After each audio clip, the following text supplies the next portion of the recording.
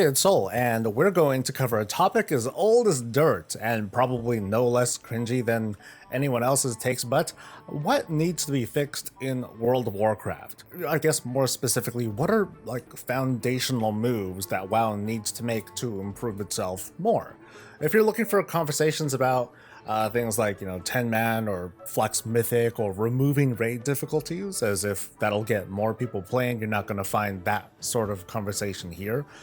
This is going to be a little bit more about nailing as big of an audience as possible with changes and philosophical shifts that'll take World of Warcraft to another 20 years or something close to that goal. But if you don't mind, hit the like button, subscribe for more coverage, and catch me live for more stuff. So WoW has made a lot of big moves in the past 5 or so years to maintain its health, and while the road it was pretty bumpy, it paid off for the most part. The release of the classic era game in 2019, it gets most of the credit, let's not pretend here, but more recently, in 2013, WoW has undergone this pretty big transformation focused on, in so few words, giving players what they want. Dragonflight has been a very giving kind of expansion. For every super rare holiday RNG mount, we've been buried under tons of cosmetics just for hanging around. We've had a regular delivery of different outdoor activities and making more of the game accessible without needing a bunch of borrowed power shaped hoops to jump through.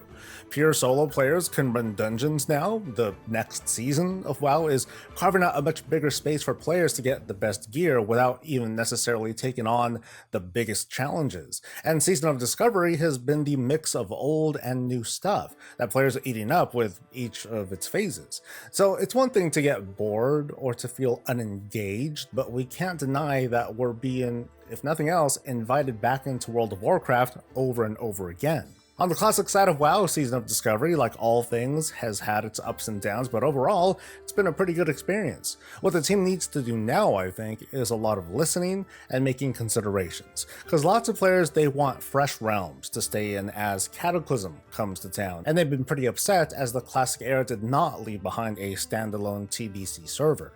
There's a lot of good discussion on that front, and there are other conversations on populations and server merges. Those are ongoing though, and as a non-classic WoW player myself who isn't really waist deep in it, that's pretty much all that I really have to say there. On the modern WoW side of things, there's already more to come in favor of accessibility.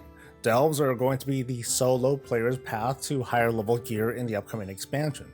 A lot of progression is going to be shared account wide, with more quality of life additions like account shared banks and tradable warbound gear. Players have been able to reconnect with each other as the faction divide has been slowly dissolving, and soon cross-realm guilds are going to be a thing, giving more things to do and helping more players connect. I might be lacing some positivity in there, but the fact is that these things have happened, or they've been announced. But what more needs to be done? A lot. I invite you to share your takes because I'm not going to be covering every talking point that I've heard over the years, just like the biggest stuff. In fact, I agree with some of those takes, but hey, I'd be happy to discuss them in the comments. So what WoW needs to do, one of the big things they need to do is bite the bullet and just go through with aggressive realm merges already. There's hundreds of realms in WoW. Many of them are pretty much dead, or they're heavily in favor of one faction or the other. The game might still command a lot of players, but they're very heavily fragmented, and the realm list isn't really doing anyone favors. They're pretty much relics of the past that I feel they're just causing more confusion than anything. Merges haven't happened in the modern game, but they've certainly done it for the classic era realms given their younger age and their greater volatility. Actually, they've slowly been merging modern realms in other indirect ways. There are tools that WoW brought in to solve the problem of, hey, I can't find anyone to play with. It started with basic stuff like the dungeon and the raid finder. And then we had the group finder tool, and we've been getting manual cross-realm grouping and the coalescing of groups of servers over and over again. We've had the dissolving of faction divides, like I said earlier. We've got the cross-realm auction house, and cross-realm trading restrictions have been more and more relaxed. The perception of how populated the world feels is misleading at best. Is a town looking empty because it's empty, or is it because we're on a different shard? Or are there like 20 years worth of other things to do that we're just not idling around? Or are we seeing the constant churn of people in the game world being sucked into like another raid finder or a key or a battleground? WoW does have its share of problems when it comes to finding the right players to play with, but that's a different problem than straight underpopulation. We're already at a point where the realm that you join doesn't matter outside of RP realms, so maybe it's just a matter of time before there should only be like two realms, a regular one and a roleplay realm. In many ways, it's already like this. If we were to go all in though, seeing the entire region compete to like sell transmog or raid BOEs or like crafting orders, like that's gonna be kind of interesting. And what about player or guild names that happen to be the same? How would the game handle that? Like it would be cool if WoW added a second name for characters. A lot of folks have been suggesting that, but how do we differentiate between like multiple guilds that have the same name? Since we've been seeing this soft realm merging progression happening over the years, I can confidently say that it's really just a matter of time and issue solving before we go all in with just having, one mega server and a couple of RP realms. And then the game will only ask us, hey, what time zone are we in? Because, they just want to optimize our latency. I mentioned just a bit ago that WoW doesn't exactly have an underpopulation problem, but players still struggle to connect with each other. I've already touched on improvements to the guild finder and guilds themselves, but I want to put a spotlight on newcomer chat. Right now, newcomers and mentors can identify each other in-game, and where every now and then I would see a Murloc icon over someone's head indicating that they are new to the game. But the WoW team ought to take a page out of Final Fantasy XIV's Sprout system and just kind of copy a lot of it. The way that it works there is it's almost culturally different. The quick summary is that everyone can see who's a new player or a sprout, and the game will point out bonuses for clearing dungeons and other such things with them. By contrast, WoW players might be, like a little bit more cynical.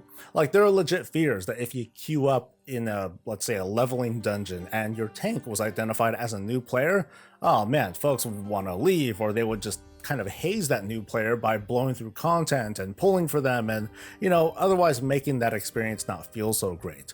But, me, I'm a lot more optimistic when it comes to those sorts of things. Like I can foresee players being very encouraging and helpful to fellow new players if they're identified. Now that might not be the case, but I think Blizzard ought to give it a try so we can get a chance to better raise up new generations of players. Or if nothing else, I guess if Blizzard were to give like bonus flight stones beyond the cap for helping these folks out, yeah, you'd have a bunch of folks being like, hey, come on, little buddy, I'll carry ya. Hey, dude, he's dead. Okay, it doesn't matter if you're dead, I got you, I'll carry ya, which is, again, kind of counter to what I was hoping for. Moving on, there is a regular complaint that there isn't anything to do. But when I try to really understand that statement, it ends up turning into two statements. That there isn't anything new to do, but also that we're just going for the same things over and over again. So I'll talk about both. WoW needs to double down on new ways to play the game. Plunderstorm might not be the best example to use, especially given its PvP nature, but it's the most recent example, and I want to focus on the principle of Blizzard having introduced something new to the World of Warcraft. Now think of it like this, for the past 20 or so years, we've had outdoor adventures, we've had raids and dungeons and battlegrounds and arenas, we've seen non-evergreen features like Warfronts and Torghast that use our characters, but those have only been really like a means to an end and they just kind of fed into player power. Whatever you think of it, Plunderstorm is an experience created inside the World of Warcraft client. Pet Battles, which I think ought to be given an overhaul too, like that was also created inside WoW that really only on the surface it uses our player characters. WoW has shown that it's capable of being a platform for other kinds of game experiences. Should we stop them because it doesn't fit the mold, because it doesn't fit our 20-year-old definition of what World of Warcraft is? Now obviously I want to continue my adventures on Azeroth and backhand bad guys with my shield, but between those days, maybe I can queue up for like a Fall Guys-like experience, watching the chaos of who manages to make it to the end. Or maybe I can queue up with a small group to go on island expeditions, except they're not really islands, they're different planets, and we're fighting deadly bugs, and we die? How about we become godlike, murdering hordes of enemies with power-ups and pretty much no gameplay behind it? Or how about you let me build a house, yeah? Let's go back to pet battling real quick, since that's already in the game. What more can we do with that in particular? Pet battle dungeons have unfortunately proven to not be popular enough to keep running with, but many players, including I, have a bunch of pets and not really anything to do with them. What if, alongside the Pokemon style match gameplay, there was a auto battler game with all of our pets? Like, something more fully featured than the Shadowlands mission table, but maybe not as deep as Teamfight Tactics. It's very different. Like, I've never played auto battlers myself, so I'm not even sure if I'd find it fun, but that's the kind of idea that I have. That's the kind of risk taking that I'd like to see Blizzard and fans start talking more about. And also, WoW needs new kinds of rewards to work for after like 20 years. Because what have we had? We've had player power, which is, of course, fleeting. And then there's transmog and your title and pets and mounts and toys. And that's kind of sort of it. This revelation hits me pretty hard because no matter what they introduce, for all the plunder storms and trading posts and hell divers kinds of things that we get, no matter how many bosses we kill and reputations that we grind, it all still narrows down to us working towards these same things, these same goals.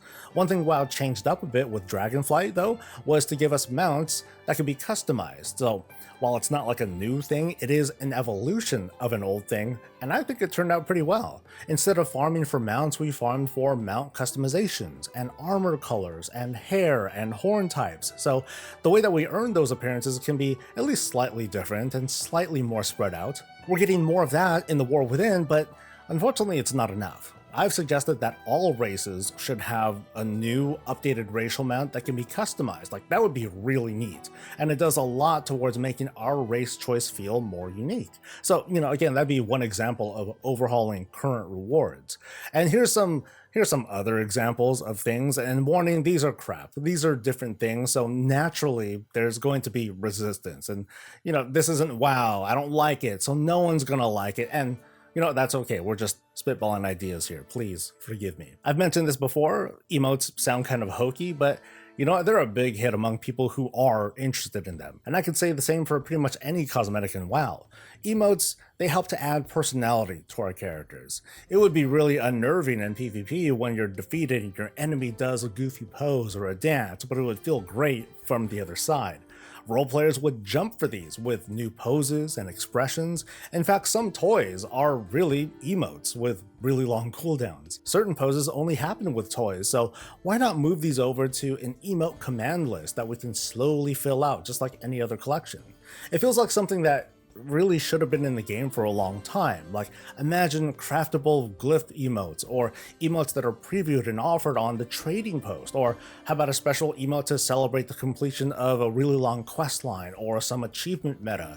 And y'all gonna hate me for this, how about premium emotes on the shop? Like, imagine a Tauren decked out in gold transmog doing this thing and making it rain. And another thing to work for, something like a squire or a companion NPC. I don't know, like after 20 years, there's gotta be someone who feels like they want to hang alongside us and learn the ways of the champion. It doesn't have to be a full-on bodyguard kind of NPC, although that'd be kind of cool too, but I'm just talking about like having another character to customize and upgrade. The broad idea that I'm trying to get at here is to increase the kinds of rewards that we get, expand on the footprint that we have on this world. I talk a lot about making a slice of the World of Warcraft that we can make our own. Our characters are a part of that, and so is the garrison, and so are customizable mounts. These are things that everyone has, but we give our personal touch to make this character, this outfit, this expression be more of our own. This is a video game, and it's also a platform for role-playing. For the game to thrive and continue thriving, it's got to clean up those perceptions of a player base feeling fragmented. It's got to fix the actual problems of connecting players and helping out newcomers in a game full of grizzled veterans. It's got to be more aggressive about giving us new evergreen activities that feel refreshing and give us categories of rewards to add on top of what we've had for years. These aren't the only things WoW needs to improve on, obviously. I've barely scratched the surface. But there's momentum for change happening in all of these sectors that I've mentioned. We're seeing evidence of that throughout 2023 and beyond. Again, I invite you to share your thoughts, to like the video, subscribe for more stuff, and to hang out over on stream for a chat. I'll see you next time. Stay safe, stay healthy, and stay breezy.